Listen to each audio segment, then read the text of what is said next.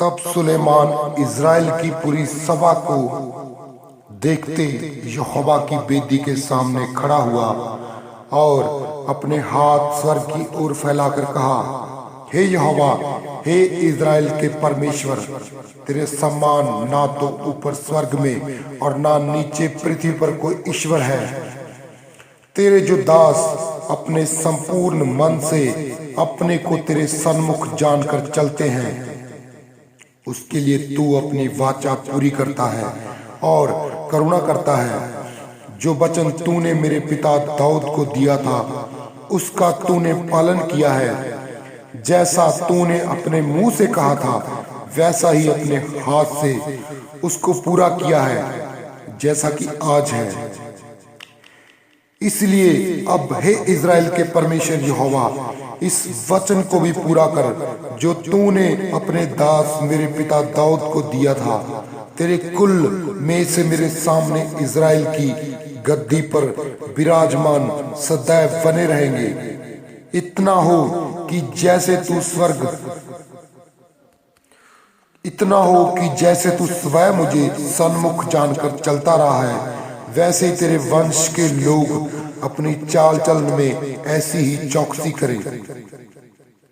इसीलिए अब हे इज़राइल के परमेश्वर, अपना जो वचन तूने अपने दास मेरे पिता दाऊद को दिया था, उसे सच्चा सिद्ध कर।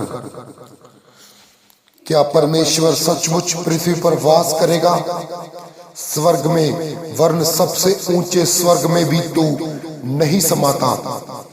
फिर मेरे बनाए हुए इस भवन में कैसे समाएगा? तो भी हे मेरे परमेश्वर यहोवा, अपने दास की प्रार्थना और गिड़गिड़ाहट की ओर कान लगाकर मेरी चिल्लाहट और जय प्रार्थना सुन, जो मैं आज तेरे सामने कर रहा हूँ, कि तेरी आंख इस भवन की और अर्थात इसी स्थान की ओर जिसके विषय में तूने कहा है मेरा नाम वहां रहेगा, रात दिन खुली रहे। और जो प्रार्थना तेरा दास इस स्थान की ओर करे, उससे तू सुन ले, और तू अपने दास और अपनी प्रजा इज़राइल की प्रार्थना जिसको वह इस स्थान की ओर गिड़गिड़ा के करे, उसे सुनना।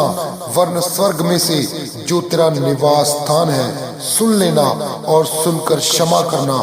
जब कोई किसी दूसरे का अपराध करे और उसको शपथ खिलाई जाए, और वह आकर इस भवन में तेरी वेदी के सामने शपथ खाए, तब तू स्वर्ग में से सुनकर अर्थात अपने दास का न्याय करके दुष्ट को दुष्ट ठहरा और उसकी चाल उसी के सिर पर लौटा दे, और निर्दोष को निर्दोष ठहराकर उसके धर्म के अनुसार उसको फल देना।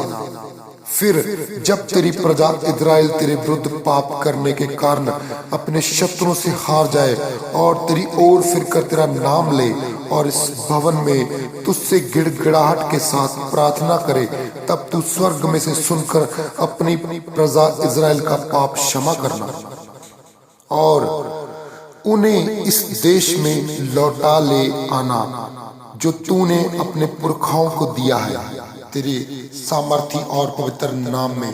आमीन। केवल एक ही परमेश्वर है यहोवा, उसी का नाम मुबारक हो। आमीन आमीन।